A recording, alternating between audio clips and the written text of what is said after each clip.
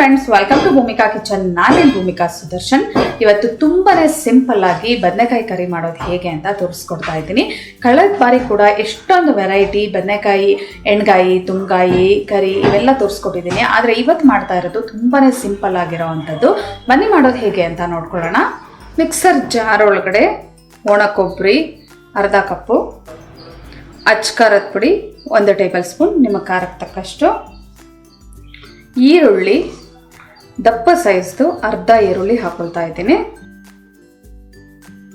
ಬೆಳ್ಳುಳ್ಳಿ 5 ಎಸ್ಳು, ಧನಿಯಾ 1 table spoon, ಜೀರಿಗೆ ಅರ್ಧ ಟೀ ಸ್ಪೂನ್, ಗಸಗಸೆ ಅರ್ಧ ಟೀ ಸ್ಪೂನ್, 5 ರಿಂದ 6 ಕಾಳು ಮೆಣಸು. ಇದಿಷ್ಟನ್ನು ನುಣ್ಣದಾಗಿ ರುಬ್ಕೊಳ್ಳೋಣ. ಸ್ವಲ್ಪ ನೀರು ಹಾಕೊಂಡು 1/4 ಕಪ್ ನೀರು ಹಾಕೊಂಡು ಈ ಥರ ನುಣ್ಣದಾಗಿ ರುಬ್ಕೊಂಡಿದ್ದೀನಿ. ಇವಾಗ ಒಗ್ಗರಣೆ ಹಾಕೊಳ್ಳೋಣ. ಸ್ಟವ್ ಆನ್ ಮಾಡಿಕೊಂಡು ಒಂದು ಪಾತ್ರೆ ಒಳಗಡೆ 2 ಟೇಬಲ್ ಸ್ಪೂನ್ ಎಣ್ಣೆ ಹಾಕೊಂಡಿದ್ದೀನಿ. ಎಣ್ಣೆ ಒಂಚೂರು ಚೆನ್ನಾಗಿ ಕಾಯ್ತಿದ್ದ ಹಾಗೆ 1 ಈರುಳ್ಳಿ ಕ್ಯೂಬ್ಸ್ ಆಕಾರದಲ್ಲಿ ಕಟ್ ಮಾಡಿಕೊಂಡು ಹಾಕೊಳ್ತಾ ಇದ್ದೀನಿ. ಈರುಳ್ಳಿ ಒಂದು ಸ್ವಲ್ಪ ಸಾಫ್ಟ್ ಆಗೋವರೆಗೂ ಬೇಯಿಸ್ಕೊಳ್ತೀನಿ. ಈರುಳ್ಳಿ ಒಂದು ಸ್ವಲ್ಪ ಸಾಫ್ಟ್ ಆಗ್ತಿದ್ದ ಹಾಗೆ ರುಬ್ಬಿರೋ ಅಂಥ ಮಿಶ್ರಣನ ಹಾಕೊಂಡು ಚೆನ್ನಾಗಿ ಫ್ರೈ ಮಾಡ್ಕೋಬೇಕು.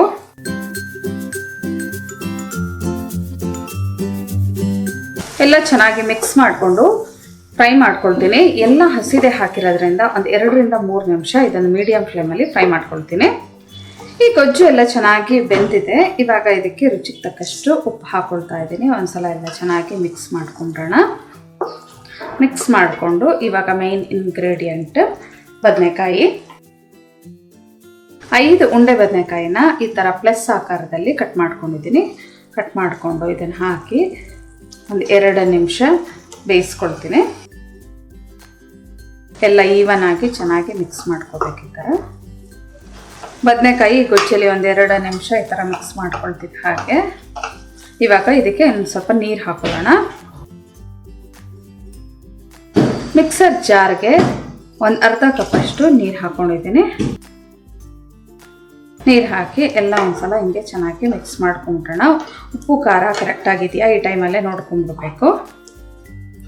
ಲಿಡ್ ಕ್ಲೋಸ್ ಮಾಡಿಕೊಂಡು ಒಂದು 7 ರಿಂದ 8 ನಿಮಿಷ ಇದನ್ನು ಚೆನ್ನಾಗಿ ಬೇಯಿಸ್ಕೋಬೇಕು. ಈ ಬದನೆಕಾಯಿ ಈ ಒಂದು ಇದರಲ್ಲೇ ಚೆನ್ನಾಗಿ ಬೇಯಬೇಕು. ಇದೇ ಮೆಥಡನ್ನು ನೀವು ಕುಕ್ಕರಲ್ಲಿ ಕೂಡ ಮಾಡ್ಕೋಬೋದು. ಆದರೆ ಕುಕ್ಕರ್ಗಿಂತ ಈ ಥರ ಓಪನ್ ಕಡಾಯಲ್ಲಿ ಅಥವಾ ಪಾತ್ರೆಯಲ್ಲಿ ಮಾಡಿದ್ರೆ ತುಂಬ ಚೆನ್ನಾಗಿರುತ್ತೆ. ನೋಡಿ, ಕುದಿ ಬರ್ತಾ ಇದೆ. ಇವಾಗ ಲಿಡ್ ಕ್ಲೋಸ್ ಮಾಡಿ ಲೋ ಫ್ಲೇಮ್ ಮಾಡ್ತೀನಿ. ಮಧ್ಯ ಮಧ್ಯ ಮಿಕ್ಸ್ ಮಾಡ್ತಾ ಇರಬೇಕು. ಲೈಟಾಗಿ ಎಣ್ಣೆ ಬಿಡೋದಕ್ಕೆ ಶುರು ಆಗಿದೆ. ಜೊತೆಗೆ ಸಾಫ್ಟ್ ಆಗು ಬೆಂದಿದೆ. ಮುಟ್ಟಿದ್ರೆ ಗೊತ್ತಾಗ್ತಾ ಇದೆ. ನಿಮ್ಗೆ ಹೇಗೆ ಗೊತ್ತಾಗಿದೆ ಈ ಬದನೆಕಾಯಿ ಅಂತ ಅಂದರೆ, ಒಂದು ಚಾಕು ತೊಗೊಂಡು ಅದನ್ನು ಚುಚ್ಚಿ ಈಸಿಯಾಗಿ ಅದು ಒಳಗೆ ಹೋಗ್ತಾ ಇದೆ ಅಂತ ಅಂದರೆ ಬದನೆಕಾಯಿ ಚೆನ್ನಾಗಿ ಫ್ರೈ ಆಗಿದೆ ಅಂತ ಅಂದ್ಬಿಟ್ಟು. ಅಲ್ಲಿವರೆಗೂ ನೀವು ಬದನೆಕಾಯಿನ ಚೆನ್ನಾಗಿ ಫ್ರೈ ಮಾಡ್ಕೋಬೇಕು. ಆವಾಗಲೇ ಈ ಕರಿ ತುಂಬಾ ಟೇಸ್ಟಿಯಾಗಿ ತುಂಬ ಚೆನ್ನಾಗಿರುತ್ತೆ. ಕೊನೆಯಲ್ಲಿ ಇವಾಗ ಸಣ್ಣ ಕಟ್ ಮಾಡ್ಕೊಂಡಿರೋವಂಥ 1 ಟೇಬಲ್ ಸ್ಪೂನ್ ಕೊತ್ತಂಬರಿ ಸೊಪ್ಪನ್ನ ಹಾಕ್ಕೊಂಡು ಒಂದು ಸಲ ಮಿಕ್ಸ್ ಮಾಡಿಕೊಂಡ್ರೆ ಬದನೆಕಾಯಿ ಕರಿ ಸರ್ವ್ ಮಾಡೋದಕ್ಕೆ ರೆಡಿಯಾಗಿದೆ. ಸರ್ವ್ ಮಾಡೋದಕ್ಕೆ ಬಿಸಿ ಬಿಸಿಯಾಗಿರೋ ಅಂಥ ಬದನೆಕಾಯಿ ಕರಿ ಅಥವಾ ಬ್ರಿಂಜಾಲ್ ಕರಿ ರೆಡಿ ಇದೆ ನೋಡಿ. ಚಪಾತಿಗಂತೂ ಒಳ್ಳೆ ಕಾಂಬಿನೇಷನ್ನು.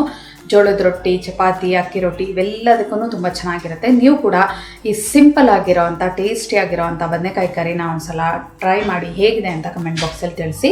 ಇವತ್ತಿನ ಈ ರೆಸಿಪಿ ಇಷ್ಟ ಆದರೆ ಲೈಕ್ ಮಾಡಿ, ಶೇರ್ ಮಾಡಿ. ಯಾರೆಲ್ಲ ಇನ್ನೂ ಭೂಮಿಕಾ ಕಿಚನ್ಗೆ ಸಬ್ಸ್ಕ್ರೈಬ್ ಆಗಿಲ್ಲ ದಯವಿಟ್ಟು ಸಬ್ಸ್ಕ್ರೈಬ್ ಆಗಿ. Thanks for watching.